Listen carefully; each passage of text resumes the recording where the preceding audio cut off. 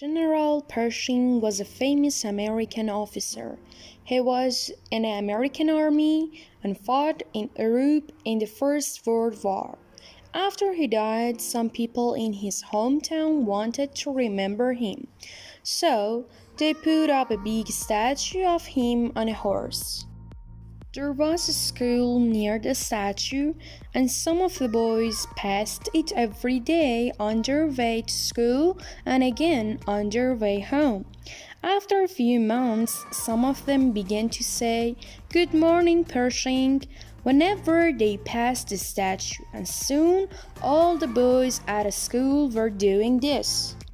Saturday, one of the smallest of these boys was walking to the shops with his mother. When he passed the statue, he said, "Good morning, Pershing," to it. But then he stopped and said to his mother, "I like Pershing very much, Ma, but who's that funny man on his back?"